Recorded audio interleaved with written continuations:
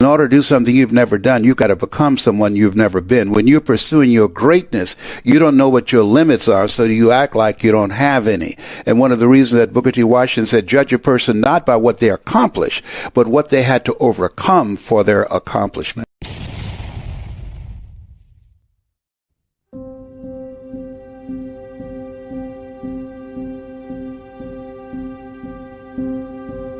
This Les Brown that you now see, I had no idea that he existed. I was born in an abandoned building on the floor. I'm adopted. When I was in 5th grade, I was labeled educable mentally retarded. I was put back from the 5th grade to the 4th grade. I failed again and I was in the 8th grade. And given my environment and circumstances, I have no college training.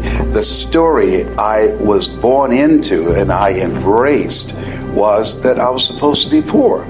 But it was not conscious, it was unconscious. How people live their lives is a result of the story they believe about themselves. In the 11th grade, Mr. Washington, he said to me, young man, go to the board and work this problem out for me. And I said, I can't do it. And he said, don't ever say that again. Someone's opinion of you does not have to become your reality. He interrupted my vision of myself. And as a result of his example and the input, review, repetition, and reinforcement of that concept and how he held me in his eyes when he looked at me, I was able to die to who I was and depart from the story that I bought into. Even if you are told a lie, faith comes by hearing and hearing and hearing. You hear it often enough, it becomes your reality. Perception, not challenged, becomes real for you. And so there was no one to dispute what was said about me, and I bought it. He interrupted that vision of myself, and as a result of that, I began to become a different kind of person. I remember when Tony had an infomercial sponsored by Gunther Rinker, and they spent millions of dollars. How do you turn your dreams into reality? For 2 decades, some of the most successful people in the world have turned to this one man, Anthony Robbins, to get results. Using entertainment and education, his extraordinary teaching style has captivated millions of people across 61 countries, from Russia to Germany, England. And it was a blessing for me that they rejected me because I have the complexion of rejection. He has the complexion of connection. And so they said, oh, we don't believe a black guy can have appeal to the American public. I was so furious with that because of how I was rejected by Gunther Rinker and those guys. I said, I don't have millions of dollars, but I got a story.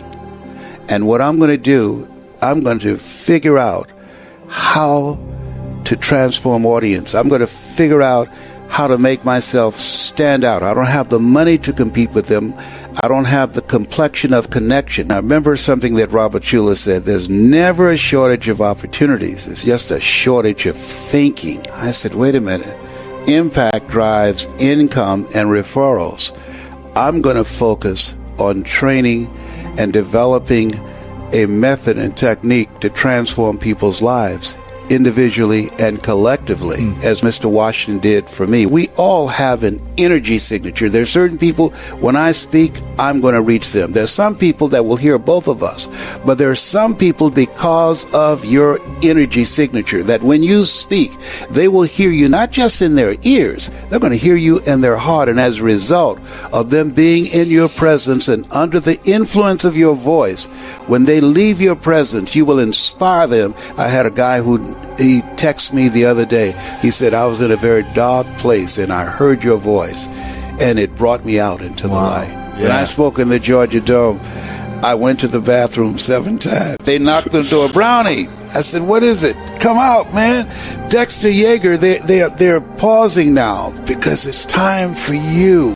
And I made a mistake. I looked out at the audience and I panicked. I said, Mike, I don't hear the voices. I'm scared. He said, Brownie, they came to see you. You didn't come to see them. He said, come out. You will hear the voices. I said, I don't know, Mike. I've been trying. I just don't know. I'm scared. And he said, just be scared and do it anyhow. Don't speak. I said, I don't have to speak? He said, no. I said, then what will I do? He said, just tell a story.